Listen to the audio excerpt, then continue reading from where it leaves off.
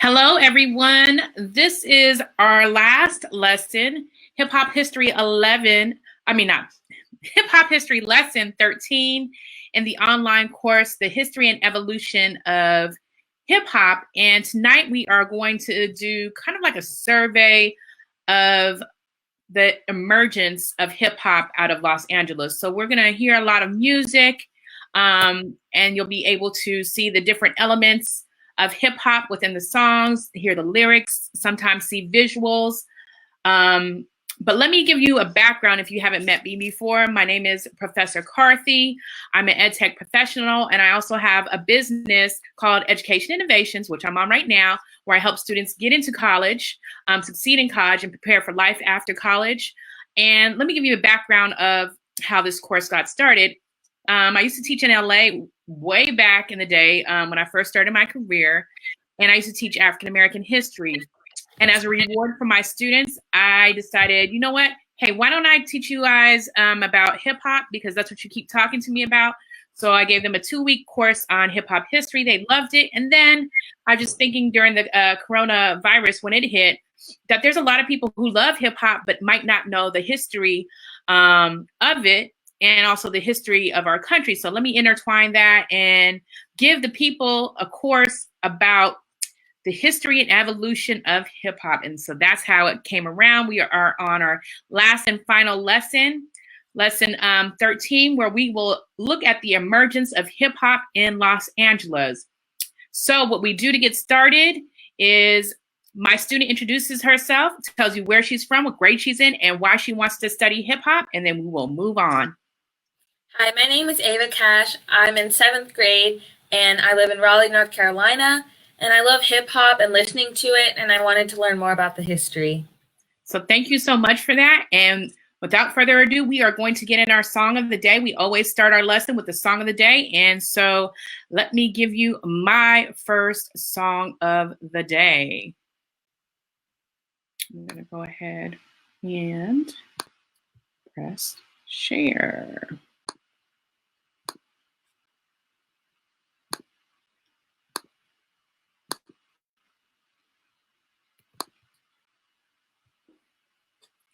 So I always like to have a picture of someone who represents, or people who represent, the time period and history that we're going to look at. And so this is Rodney Yo and Joe Cooley, and they are from Los Angeles area, Compton specifically, and they were popular during the emergence of hip hop in Los Angeles. And we are about to go into the song of the day. This is mine. And we're here to rock. Rhymes like ours could never be stopped. See, it's 3 of us, and I know we're fresh. Party rockers, non-stoppers, and our names are deaf. See, the J is for dust, the other for jamming, the F is for fresh, A-N-D, deaf. Behind the turntables is DJ Train. Mixing and scratching is the name of the game. Now here's a little something about nosy people. It's not real hard, it's plain and simple, baby D. Supersonic. Supersonic. Supersonic motivated rhymes are created. And everybody knows that JJ Fad is devastating. We know you like us, girl, so you better get sterile. Cause we are the home chicks that are rocking your world. Supersonic. Supersonic. Supersonic is a word when people start to listen, especially bigger people that pay close attention. You might not believe it, you might not even buy it, but when it comes to letting it pop, you might even try it. Supersonic. Supersonic. Now all you supersonic people try to bite our rhymes. You may think that you are deaf, but you're way behind, so you better listen good to what we have to say. Cause when it comes to JJ Fad, you can get no play. Supersonic. Supersonic. Now he's the freshest DJ from coast to coast. My man can cut and scrap, but I don't need to boast. He may be a little light, but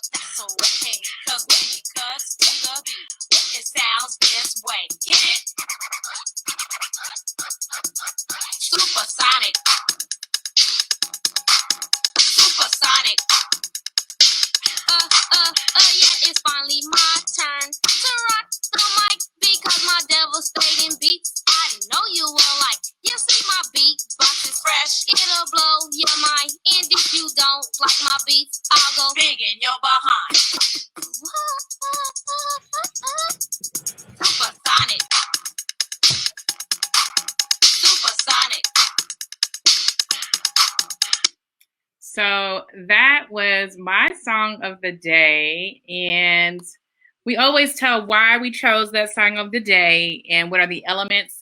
So that song is called Supersonic, and it was by JJ Fad, and it came out in the late 80s. And those ladies were actually on Ruthless Records, that was Eazy-E record label.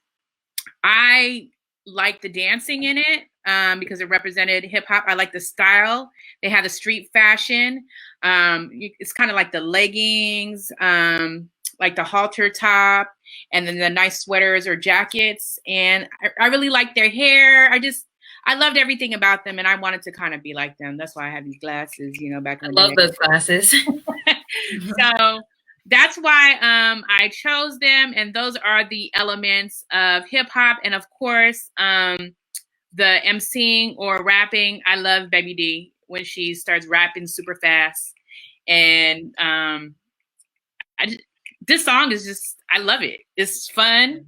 It also gives us, to me, another aspect of hip hop that we don't get to see out of Los Angeles that much. We don't really see female rappers, and we don't really see a lot of female rappers talking about fun stuff. So that's why I chose this song of the day. And I'm going to go ahead and I am going to share Ava's song of the day.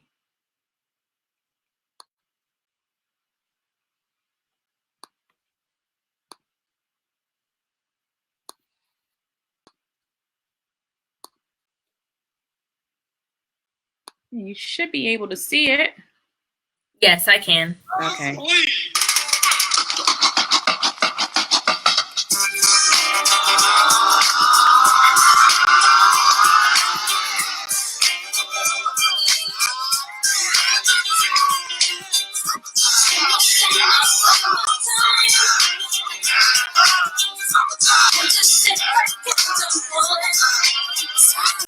Here it is, a groove slightly transformed. Just a bit of a break from the norm. Just a little something to break the monotony of all that hardcore dance that has gotten to be a little bit out of control. It's cool to dance, but what about a groove that soothes and moves romance? Give me a soft, subtle mix, and if it ain't broke, then don't try to fix it. And think of the summers of the past, just a place to let the Alpine blast. Pop in my CD and let me run around and put your car on cruise and lay back, cause it's summertime.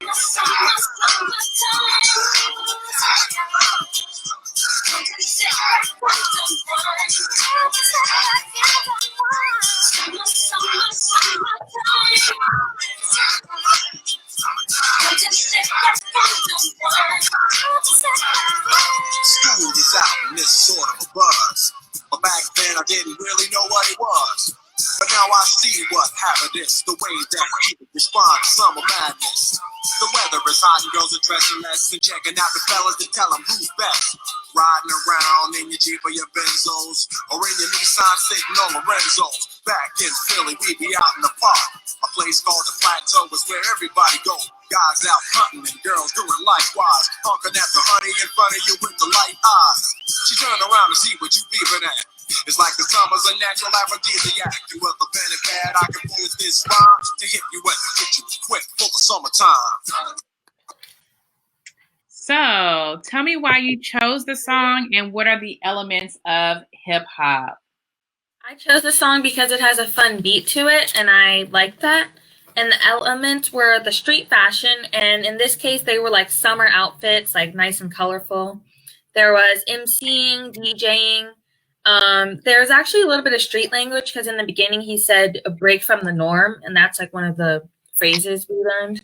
Okay. And then there were also some camera tricks like Missy Elliott's video on Tuesday. Look at you. So that's good. And yes, you are right about a lot of those things. And I love this song too. It's in a classic.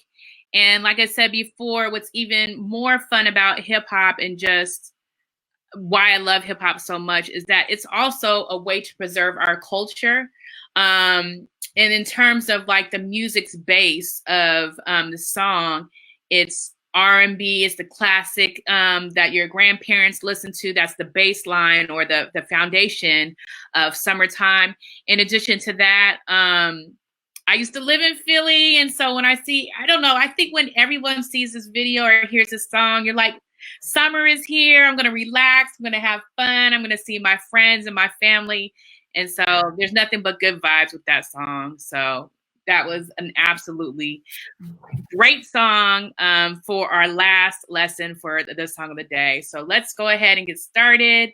I'm going to go to another screen so we can go back to our presentation. And so we had our song of the day, and our class agenda is we have our intro, song of the day, and then we're going to get into Los Angeles hip hop and then wrap up. We've already had our song of the day, and one of the things I like to do too is we like to have a poll so you can get a gist of some of the important points that took place on their last lesson. So we'll go through that, and then we'll go ahead and get started right into things. So our first question is, what event happened in 1965 that lasted 5 days and was sparked by police pushing women who were trying to help their family members after they were stopped for drunk driving? Was it A, the Watts riots, B, Rodney King's riots, or C, MOVE? I think it was A, Watts riots, because there was a lot of police brutality and pushing women, and that was not okay within the community. Okay, and of course, you paid attention, so yes, you were right. And so we learned about the Watts riots the last episode or the last lesson, and it gives us the context to which the history and the evolution of the African American community, things that were affecting us in Los Angeles. So the Watts riots is something that is seared into the memory of most people from LA or people that have gone there. You hear like rap artists or R&B artists who are from Los Angeles areas, a lot of them like to refer to the Watts riots at some point or another. Sometimes it's not even just called Watts riots, it's called Watts Rebellion, meaning like we're rebelling against you all, harassing us. But so that's one aspect. So sometimes people call it the Watts Rebellion. Okay. Mm-hmm. And then which ethnic group in Los Angeles has the largest gang participants? Is it A, Asian Americans, B, African Americans, or C, Latinos? I think it was C, Latinos, maybe, because I remember, I forgot his name, but there's this guy who was like sneaking into windows and killing people, and he was Latino. Okay. So that guy I was talking about is Richard Ramirez. He was not part of the gangs. However, you are right in hearing that I did say that Latinos had the largest gang participation.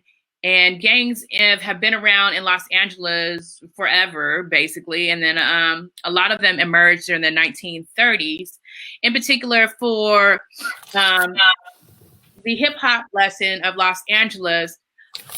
The biggest influence on the emergence of hip hop are the African American gangs or the Black gangs. So do you know the top two gangs that Black people are in? Crips and Bloods. Okay, you know the colors associated? Yes, Bloods were red and Crips were blue. Okay, that's true. And then I was talking to someone, and I was also, looking at a lot of the times, what is it? So if you are a blood, you might not want to say the word, anything with C. And so, if you come from Compton, you might call it Bompton. So they try to keep the C's out of anything that they say. So I just thought that was interesting, something I never heard before, but I was like, okay. Yeah. So one of the classic artists during this time period is Ice-T, and I'm going to go ahead and play his song. Now there's not a video for this, so I want you to listen carefully to the lyrics. So I'll ask you, about those things, okay? Okay. 6 in the morning, police at my door. Fresh Adidas squeaking across the bathroom floor. Out my back window, make my escape. Didn't even get a chance to grab my old school tape. Mad with no music, happy for free. And the streets to a player is the place to be.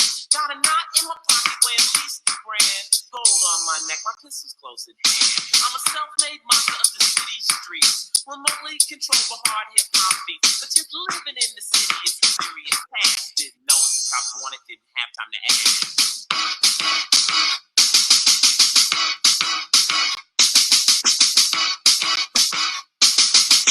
Word. See my homeboys cooling way out. Told them about my morning cold, bugged them out. Shot a little dice, the knees got sore. Kicked around the stories about the night before. Posse to the corner where the fly girls chill. Threw action at some freaks, till one bitch got ill. She started acting silly, said we would not quit. Calling us all punk pussies, said we are one shit. As we walked over to her, hoe continued to speak. So we beat the bitch down in the goddamn street. But just living in the... All right. So what did you hear in those lyrics, or any kind of musical things that stood out to you? I only got like the police at my door and corner where black girls chill. Okay, so it's kind of giving you a vision of what's going on. So we could see if he's using those lyrics. He's telling us about the police and that people just, hang out, around in the doors or around the streets. So in this case, he was talking about women. But I'll just give you a little bit of background about Ice-T. You probably actually seen him in different television series. Now he's an actor. His actual name is not Ice-T. It is, what is your name, Ice-T? Ice-T's name is actually Tracy Moreau. Tracy Moreau. And he's originally from New Jersey. Oh. So what had happened was, his parent first, his mom died when he was really young. And his dad was a single father taking care of him and stuff, and his siblings for 4 years. And then after another 4 years, his dad died too. So what happened was he moved with some family members in View Park. And remember how I show you the different communities in Los Angeles, and that not all areas of Los Angeles are poor. He was living with his family in View Park, which is still considered part of, Los Angeles or South Central. He went to Crenshaw High. And if you are from South Central, you either, you go to Crenshaw or you go to Dorsey. So he went to Crenshaw. And this is too where he became aware, or his, lots of friends were in gangs because that's what was going on during that time period. So he actually got started rapping in '83. And so the interesting part about Ice-T coming into existence is he's associated with West Coast rap, but he's originally from New Jersey or the East Coast. So he brought those elements. And one of the things Ice-T is known for too is he likes like heavy metal or kind of like rocky music, rock type music. So he includes that in some of his music. But there were these two producers back in the day who were also part of a really big group called The Time, Jimmy Jam and Terry Lewis. I definitely want you to write this down because you're going to be like, once you find out who they produce, you're going to be like, what? How did that even happen? So they actually were part of The Time, where Morris Day, he was a big member. If you look up the music, The Time, they have really good music. But Jimmy Jam and Terry Lewis left The Time. And so they came out to Los Angeles, and they were still in the music business, and they were trying to figure out who they wanted to work with next. That first person, or one of the persons that they worked with next, was Ice-T. And so they helped him come out with, a song. But what they became known for, or who they became known for producing, was Janet Jackson. Oh, wow. So they produced one of her, her biggest albums when she first started really, really blowing up in her own when she went off. And so you want to look at Janet Jackson's album that was produced by Jimmy Jam and Terry Lewis. So who knew that the producers of Janet Jackson were also working with hip hop artists, and in this case, Ice-T. So, okay. So that was in around the early 80s. So that's about 83. And this is Rodney-O and Coolio, or Joe Cooley, I'm sorry. And then I just want you again, because there's no video to this, there's just the sound of the music. I want you to listen to the, the beats, the lyrics. And then I will, talk to you also about the way they're even dressed. Okay.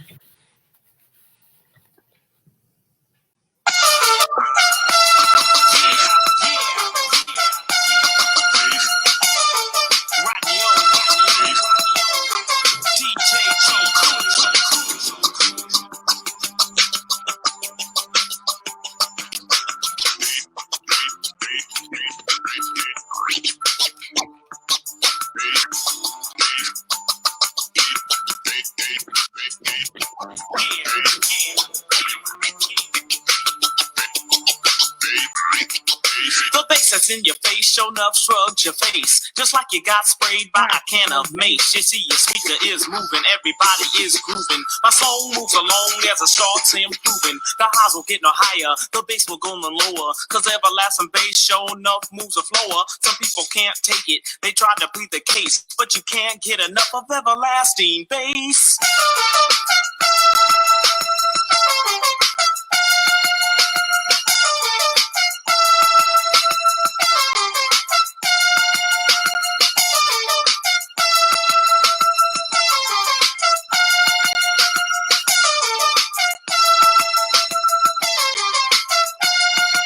Joseph's fast as Carl. He's black, not Jewish. And when he's on stage, he can. And I'm good to. Yes, Rodney O, leader of the show. Make the lady say, king of my castle. So, what did you hear in the lyrics or noticed about the beat or their style? I noticed that the beat, it was like a DJing plus like a nice tune kind of thing. Mm-hmm. Their style looks like jumpsuits. And then just the words I really heard were like, or I think they were using speakers, you can't get enough of the everlasting bass. And then I don't know who they were talking about, but someone was black, not Jewish. That's true.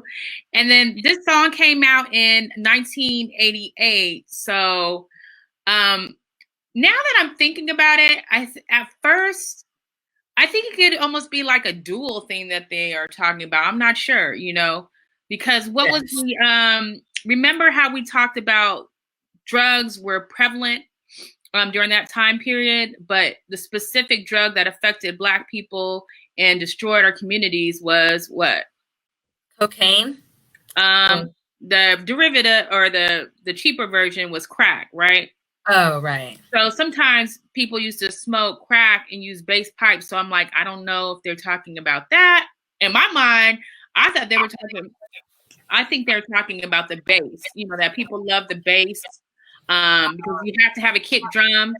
The simplicity of the beats was during that time period. So it's it almost sounds like a keyboard that they're playing, and they have a kick drum that's going. And then, like you said, you can see their athletic or their street fashion, but something that was really popular, and I totally forgot, maybe I blocked it out on purpose. If you look at those finger waves, like, whoa, those finger waves were really, really. Oh. So I totally forgot about that. A lot of guys wore that. And so I guess they went to the salon too. Not I guess. They did go to the salon too to get their hair done. So that was popular on men as well as women. Sometimes I would wear my hair like that, but I'd have a French roll or something, to make it look nice. But I totally forgot. A lot of guys used to wear that. Whoa. All right. So that is Rodney-O and Joe Cooley. So I'm playing you almost like we're going through all these things so quick because I wanted to give you like a taste of each of like the hottest artists that were coming out that everyone knew of. And the thing about hip hop back then is that it wasn't played on the radio. So it was by word of mouth that you would hear about something and go. And then you would like go buy the music, but you would hear this music on boom boxes. People would be driving their cars playing it. And so, you know, if they're playing their sound, you know, the music really loud, you might be like, hey, you know, what are you playing? What tape do you have in your, you know, tape deck? Right. So, and also you would hear new music in parties or clubs. And what artists did back then is that a lot of people were independent in the sense that, again, you couldn't go to get a loan, or you might not have a record deal. So they used to just go to the record pressing plant and just be like, hey, I need you to press, you can buy it in 500 quantities of 500. So they might be like, hey, I need you to press 500 records of my single, or, you know, I need 1,000 of them. And then they go sell them out their trunk or in their neighborhood. But the place where all of this stuff, a lot of the music was coming out of was Compton. Okay. Okay. So, so again, a lot of people like to talk about, you can look at that movie that's about NWA. One of the guys noticed that a lot of people in Compton who were like rappers and stuff, and they kept coming to the factory or the record company and ordering stuff. He was like, well, maybe this is a business because they keep coming back all the time. Maybe I could get into it and make some money off of it. And so that's how they started getting involved too. And so I wanted to show you the gamut. So here is another. So just again, this is going to be different because you will actually be able to see a video. So this one has a video, so you'll see visuals. And again, listen to the lyrics, look at the visuals and what's going on. All right.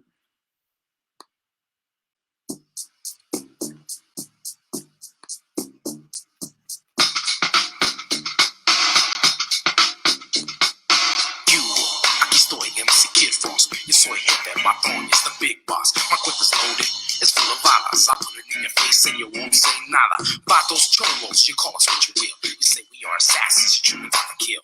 It's in my blood to be an Aztec warrior. Go to any extreme and hold no barriers. Chicana, and I'm brown and proud. Want this chicazo, Simona, so let's get down. Right now, in the dirt. What's the matter? You afraid you're gonna get hurt? I'm with my homeboys, fantasma camaradas, kicking back on me, daga, y pa' mí no diga nada. This what you want, listen, like Al Capone, listen. Control todo, so don't never try to sweat me. Some of you don't know what's happening, que pasa, it's not for you anyway, cause this is for the raza. This is for the raza. Raza, raza. This is for the raza. The foreign tongue I'm speaking is known as Galo. Y sabes que loco, yo soy un malo. Tú no sabes nada, your brain is hollow. Been hit in the head too many times with a follow. Still you're trying to act cool, but you should know you're so cool that I'ma call you a guru. You're just a beauty, you can't get none ever. You're on a level. Your own body doesn't back you up. They just look at your ass and call you a poop butt. So what did you see in there? What elements? What were the lyrics? What stood out to you? At the beginning of the video, there's like a huge speaker in the back of someone's car. There are a bunch of cars in the video. There is some graffiti on the walls.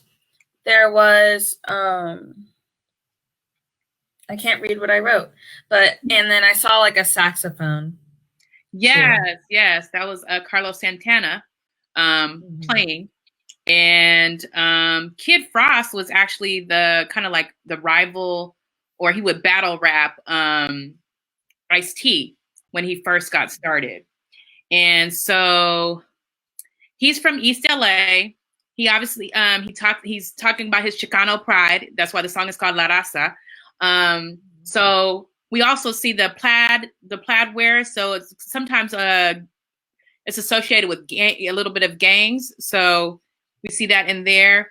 And then he says, you know, I'm proud. He's like a proud He's proud to be brown. He's from an Aztec culture. So I brought this up too, so we could see how Latinos or Chicanos, in this case, were part of the emergence of Los Angeles hip hop. So yes, Black people started it, but also you have Chicanos that are part of this. And the interesting thing was he was also on Ruthless Records.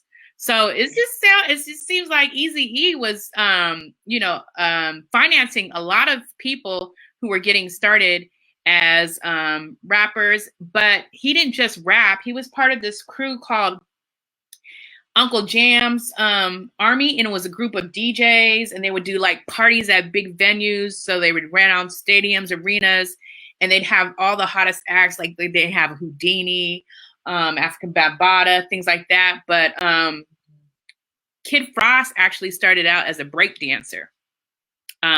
So again, we have the semblance. When you are part of hip hop culture, sometimes you're not relegated. You don't just have to be in one lane. So you don't just have to be a MC or rap or just dance. You can do combinations of whatever you want, and you could eventually find what you choose to do.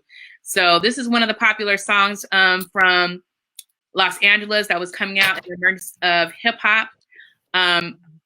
I liked it too because in Oakland, I grew up in I grew up in the Fruitvale area. So, and the car culture was very big in California. So, like you said, you see those cars, and if you want to be cool, and you want to have some riding music. So, if you listen to this music, he's showing you too how to ride in it. You have to have that slower type music, not dancing super fast, that has a lot of bass. So when you're driving down the streets or you're trying to holler at girls or whatever, you look cool.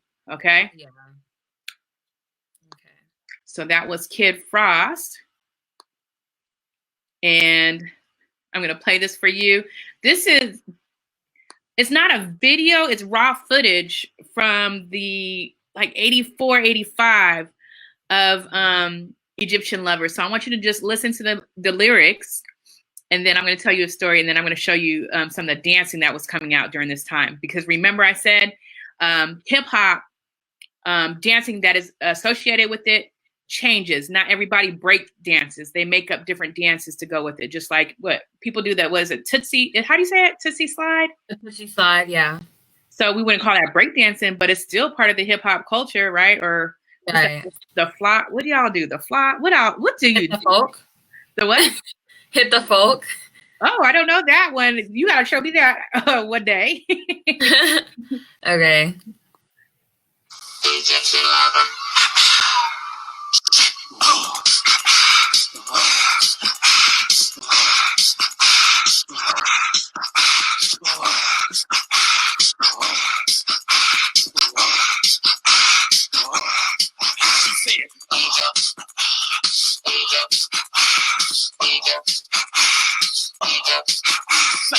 Egyptian Lover, Egyptian Lover, baby, Egyptian Lover. So, what did you see in there? It was just like he was dancing, and then the voice kind of sounded like a robotic type. Good. So you're picking up on the robotic voice. So that was popular during that time period. So you want to put that down too. So that's not something that's new. A lot of people use it too nowadays. But I remember I had gone with my stepmother to her job, and she was an architect at the time.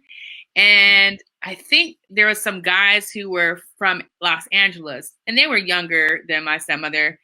And they had this record, and it said like Egypt, Egyptian Lover. So my stepmother, she actually thought it was about Egypt. And I remember saying, oh, this sounds, interesting. Let me put it on. And then it started playing. I almost started laughing because I knew what it was, but she didn't know what it was.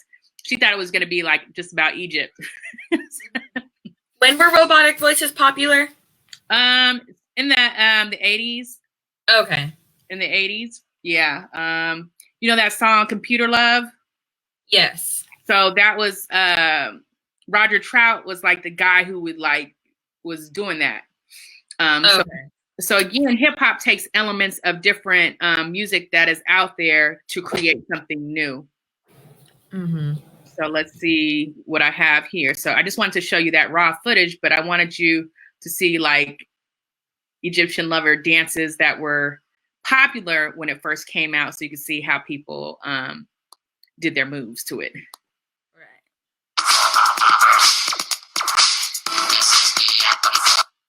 Wait, where did it go? Oh no.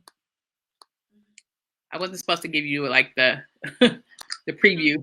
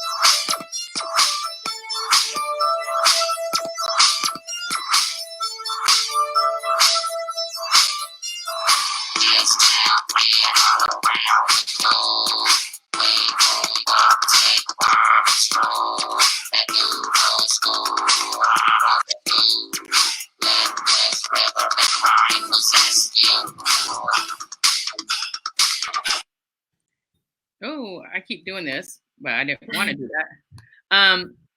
So what did you see in there?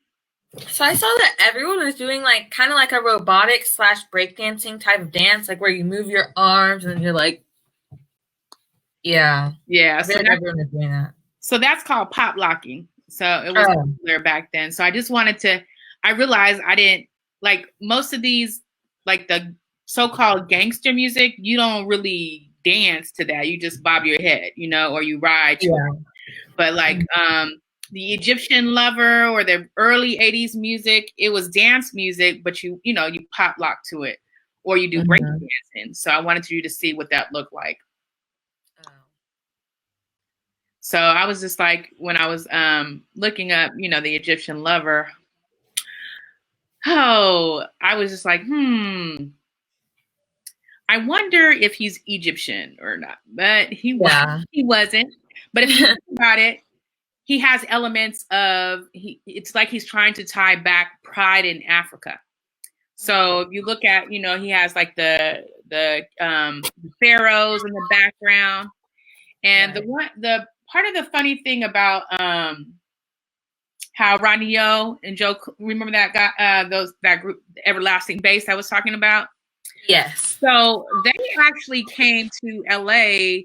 I can't remember if it's from Ohio or what, to you know, try to make it in the music business, and to, you know, they didn't have any money, and so they're trying to live, and so they, you know, both of them went to a fast food joint and became managers to, you know, make money while they were trying to, you know, get recognized for their hip hop. And so they knew Egyptian lover, and somehow the guy got, I don't know if he got locked up or something, where he couldn't use his studio time. So he was like, you know what, I can't do the studio time. You guys could go ahead and take my place, because I don't want this studio time to go to waste, because he had already paid for it. Right. And that night that those two recorded, that's when they recorded Everlasting Bass, which was one of their top songs. So I always thought that was cool, how people kind of help each other in their network, and they come out with great things. Right. So NWA is a classic. Oh, and before I play this is not like an actual video. What somebody did was they compiled like things that would relate to the song of NWA. Hey, yo, man, you remember that shit Easy did a while back? Motherfucker said it wasn't gonna work. Oh, that was crazy shit. Yeah, the stupid shit, man. Dope. Hey, yo, Easy. Hey, man, we should come off the piano for a minute, man, and bust this crazy shit. Woke up quick at about Just thought that I had to be in Compton soon. I gotta get drunk before the day begins, before my mother starts bitching about my friends. About to go and damn near went blind. Young niggas at the path throwing up gang signs. Ran in the house and grabbed my clip with the Mac 10 on the side of my hip. Held outside, pointed my weapon. Just as I thought, the fools kept stepping. Jumped in the boat, hit the deuce on my ride. I got front and back and side to side. Then I let the Alpine play. Bumping new shit by NWA. It was gangster at the top of the list. Then I played my own shit. It went something like this. Cruising down the street in my 6'4", jocking the bitches, slapping the hoes. Went to the park to get the scoop. Knuckleheads out there, cold shooting some hoops. A car pulls up, who can it be? A fresh El Camino rolling Kilo G. He rolled down his window and he started to say, it's all about making that GTA. So, what did you see? What did you hear? I saw that like there's still a lot of cars, and I think they always wanted to go somewhere. And then, like, I know that back then in hip hop, curse words weren't really like used, but I think during this time they were. Oh, yes. So again, this is why it wasn't necessarily played on the radio. So if you're getting your tapes and you're getting your records, you get to hear anything you want because they're not playing on the radio. So, and remember, like we stated before, Eazy-E, they just asked him to like finance the group, but then they were like, well, like, he should just say something on the, maybe somebody, Ice Cube, go ahead and write him, some lyrics, and then he could say it, or some, rhymes. But again, he has a unique voice, and so he didn't really want to necessarily do it, but he did it, and people liked it. But Eazy-E used to be a drug dealer, and that's how he got the money to finance these things, and so he had Ruthless Records. So they formed in 1987, and they consisted of Arabian Prince, Dr. Dre, Eazy-E, Ice Cube, DJ Yella, and MC Ren. And so they were a group. And I was seeing, too, that, it was almost like what we think of as how startup companies start. Like, they're always together. They're, all pushing each other to do better things, write better lyrics, just like when you start, come on, let's work together. What do you have here? And so they're always working together, coming up with new ideas, new lyrics. And so I wanted to tell you another interesting thing, because it seems like everyone is just like all in the same circle or crossing paths or something in Los Angeles. And so I'm sorry. I lost I can't remember if it was Eazy-E who helped Egyptian Lover or what. I'll remember. I have so many stories in my head. Sorry. It's okay.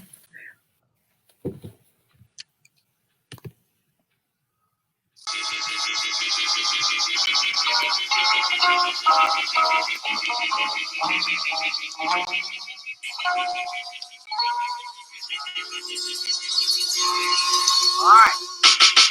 Now everybody wants to know the truth about a brother named Quick. I come from the school of the Sly Wicked and the Slick. A lot of people already know exactly where it's at, 'cause it's the home of the Jackets and the Crack. You bet the name of my hometown. I'm going down in the town where my name is all around. The suckers just be having them shit, and that's a pity. But I ain't doing nothing but playing my city. See my lyrics, I'm doubling up, improving the suckers that I can throw. I'm passing the natural 10 to 4 and 6 to 8 before I go. Yes, I'm definitely freestyling, all the while still profiling. Never treat the DJ Chris and steals the show. So that's how I'm living. I do as I please. You see, a young brother that's up on reality. 'Cause everybody knows you have to be stumping if you're born and raised in Compton. Born and raised. Born and raised. Born and raised. Born and raised in Compton. Born and raised. Born and raised.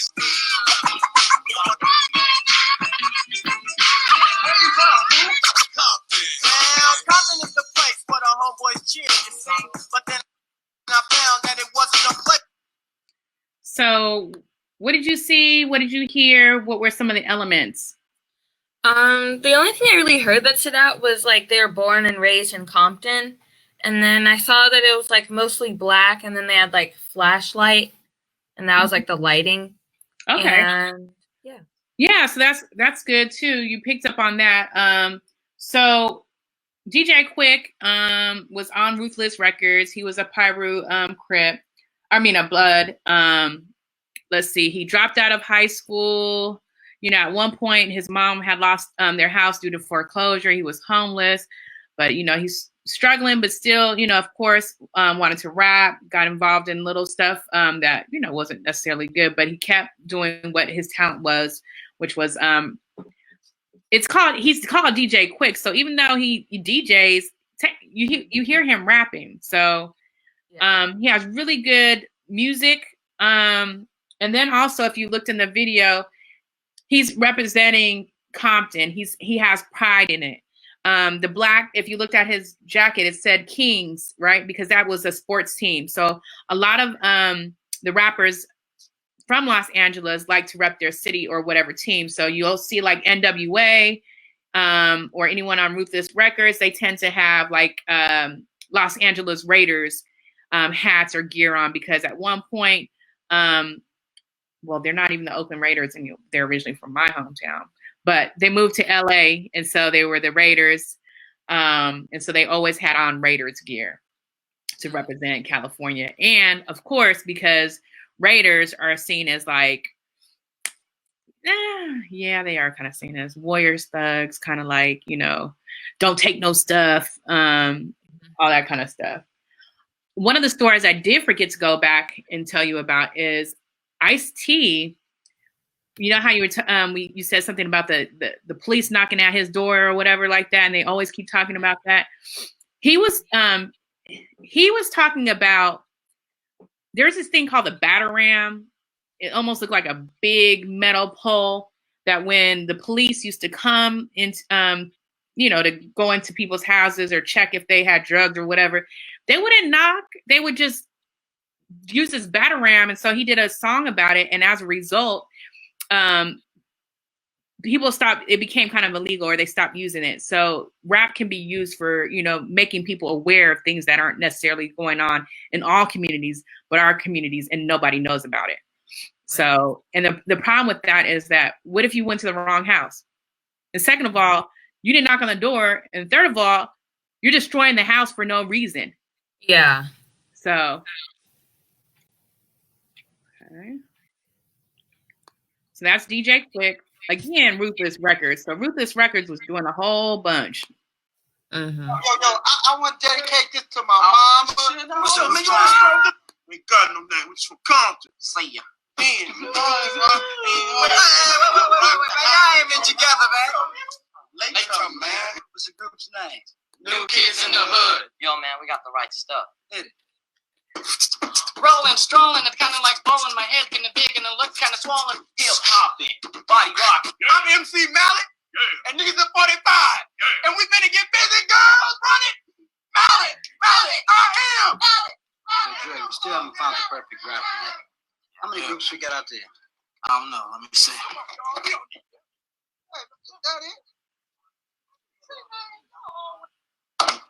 Man, you ain't gonna believe it. There's about 1,000 of them out there. I think I'm asleep on it. Man, let's do that. See ya.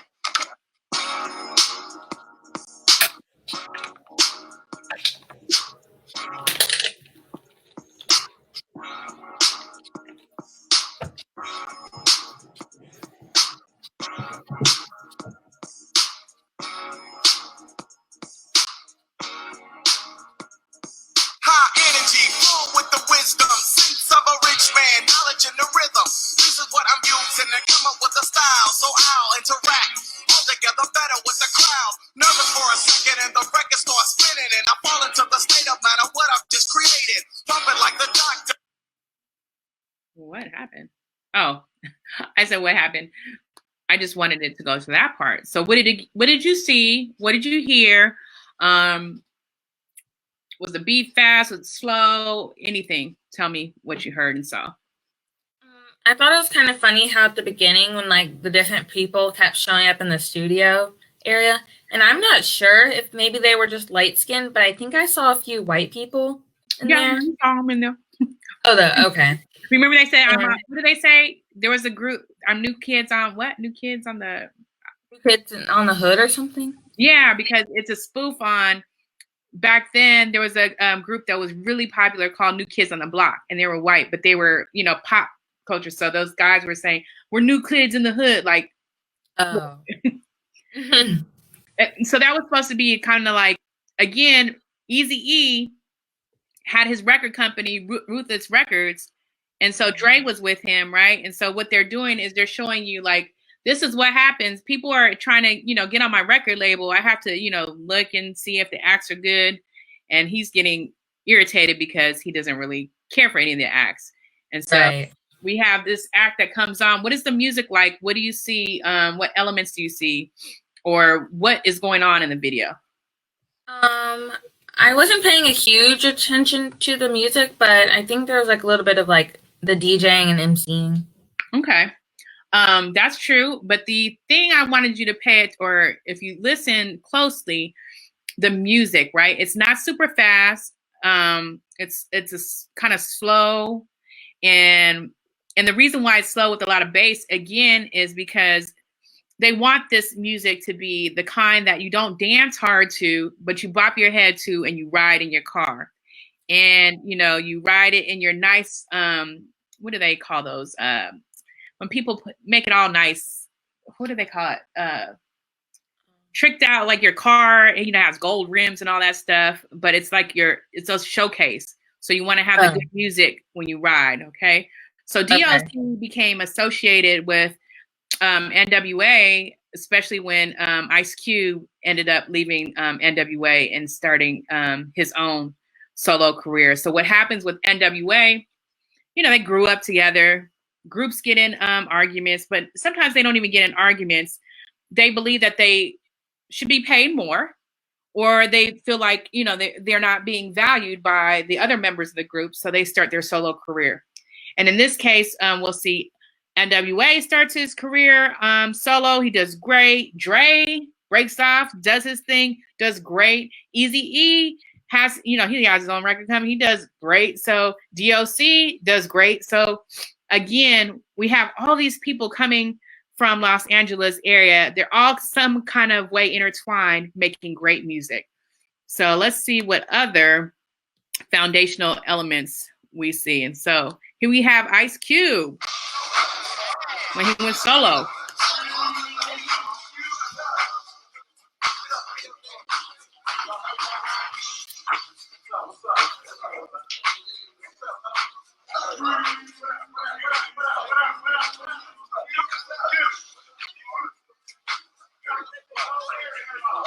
These suckers run as well selling y'all tapes, man. I'm telling you, man, they got Charles, D Nice, EPMD, NO Cool J, PE, the whole shot. Let's go, man.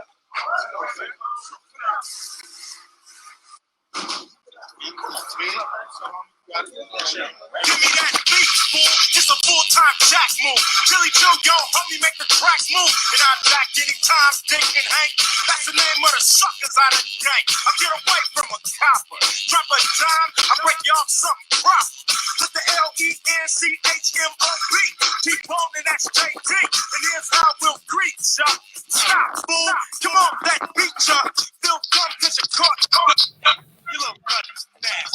Brace up. So that was Ice Cube. And how would you describe what you saw? Yeah, his music is just like, it sounded like the regular rapping and stuff, but at the beginning I did realize, I was just noticing like the different people they mentioned, like LL Cool J and D Nice. Mm-hmm. So again, you're seeing that everything doesn't happen in a vacuum. Everyone is influenced by each other, right? Right. They're almost telling a story, right? Somebody jacked your beats, so right. So he wrote this song about jacking for beats. You know, like you don't want to jack anybody. You don't want to bite anyone. You want to create your own style.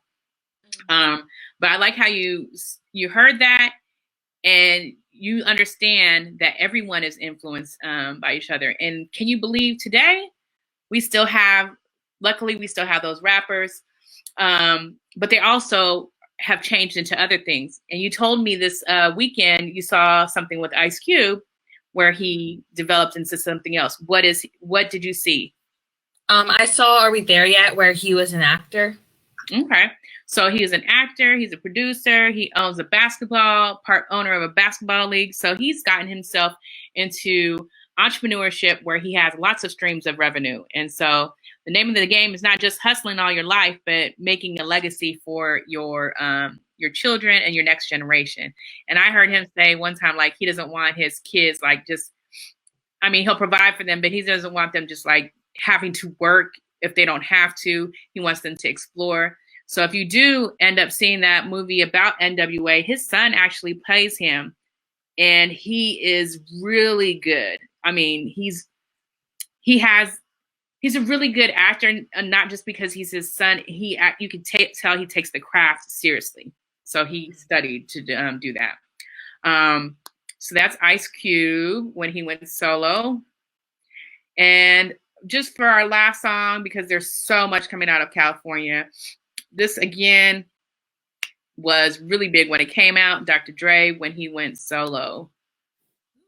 Yeah, this is DJ Charmaine Champagne, and this is your Chronic Out radio station.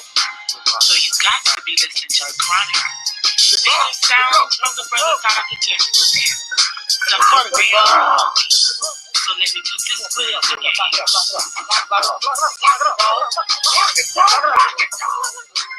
on in, baby. Hey, stop it! Hey, I told you kids about running this damn house. You break up, you tell you can't pay for it. Hope you picking them up to find a job. Yeah, we're going to work so we can grow up and be just like you. Hey, y'all going to the picnic today? Yeah, thought you knew. Hey, Snoop! What up?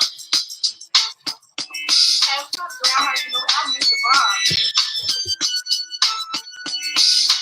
1, 2, bring it to the folks. Snoop Doggy Dogg and Dr. Dre is at the door. Ready to make an entrance, so back on up. Cause you know about to rip shit up. Give me the microphone first so I can bust like a bubble. Compton and Long Beach together, now you know you in trouble. Ain't nothing but a G-thing, baby. Two loped out niggas going crazy. Death Row is the label that pays me. Unfadable, so please don't try to fake it. But back to the lecture at hand. Perfection is perfected, so I'ma let them understand from a young G's perspective. And before me dig on a bitch, I have to find a contraceptive. You never know, she could be earning her man and learning her man, and at the same time burning her man. And you know I ain't with that shit, Lieutenant. Ain't no pussy good enough to get burned while I'm offended. And that's realer than real deal Holyfield. And now you hookers and hoes know how I feel. Well, if it's good enough to get broke off a proper job. So what did you hear? What did you see? Were there any patterns that you started to see in hip hop from Southern California, or is there a difference in this one? I think this one was kind of slower too. Like there's a little bit of rapping, but also a little bit of singing, like a few of the others. And I just wanted to say that like part of his entrepreneurialism was, I know he has beats by Dre, so that's a good way that he can make money. Mm-hmm. That is true. Yes, Dre has, that was like when you hear the story of how Beats by Dre came about, it's like, again, random. Well, again, he, because he made all this money, he's living in a great neighborhood. I forgot who the guy is. If it's, he's knows people who are in the music, like, accessory business or what. He just said something one day, and the guy who was his next door neighbor who was like, "Oh, that's what you want to do?" And he got him prototypes and everything made when Jerry just said that out loud. So when you surround yourself by people who also, want to lift you up or, believe in the things that you do or that you could venture out, anything can happen. But what I liked about this is we see the emergence of the next generation of Southern California hip hop artists. Did you see who was in there? Who was real young? Snoop. That was Snoop. Oh, Snoop. So he put LBC or Long Beach on the map. This is when he kind of like first came out. And then the other thing is, I love the start of the video because it's so real. you know, they didn't practice for that. The way that mom was like yelling, and the way that guy was like, Right. I hope you come pick him up for a job. You know, that's like, you know, or even the young girl, she was like, hey, how you doing? I heard your newest record. You know, like, it was just so real. Again, we see the car culture. But if you even listen to the lyrics, they're talking about what's going on in this time period. I don't necessarily care for, you know, them referencing women as, you know, bitches or hoes, but you hear their philosophy about how they, you know, they don't want to have sex with women that could possibly give them STDs. Right. But the other thing is, you know, he says he's going to be protected when he goes up and, you know, goes on his escapades. But it lets you know that STDs are an issue, or sexually transmitted disease is an issue that a lot of males or people are thinking about during that time period. So this is the emergence of how Los Angeles hip hop came to be. And we see it emerging and spreading out in the Southern California area. But the heart of it is in Compton. It starts to spread, you know, you have East LA, and then you start to have Long Beach, and then you start going into the suburbs. So I hope you enjoyed the course. Did you have any questions before we break up or leave? You never know if we'll come back. Yeah, I just wanted to say thank you so much for this 6 weeks. It's been a lot of fun. And yeah, I can't wait for the next one if there will be. Well, you never know. Well, thank you so much, and you have a great day. You too. Thank you. Uh-huh. Bye.